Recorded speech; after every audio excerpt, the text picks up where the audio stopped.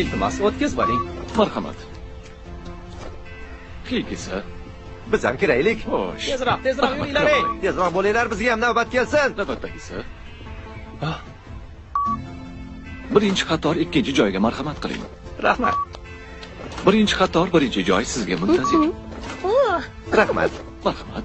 Menga tegishlilarni tezroq o'tkazib yuboring. Albatta. Marhamat, kiringlar. Marhamat.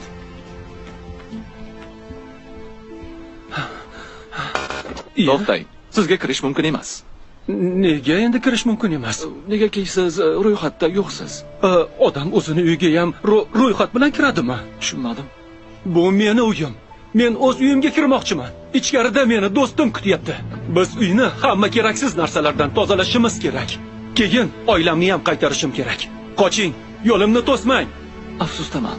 Endi siz ham, oilangiz ham ichkariga kira olmaysiz. Bekorlarni aytibsiz. Do'stim ichkarida. Men va oilam ham albatta uning yonida bo'lamiz. To'xtang. Nima qilyapsiz?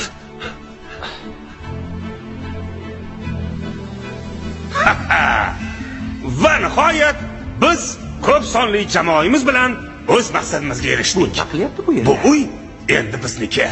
Biz ham shu yerdamiz. Biz ham shu yerdamiz. Biz Biz ham endi shu yerdamiz. O'ylaymanki, biz bu makonda abadiy ahil bo'lib yashaymiz.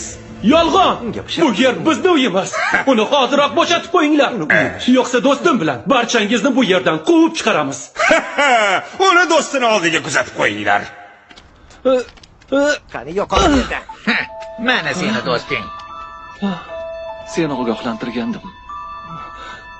Sen kimsan?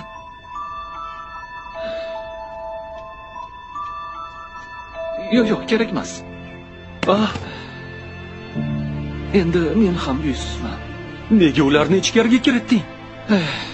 To'xtatib qolishga bir o'zimni kuchim yetmadi. Nega meni yordamga chaqirmading?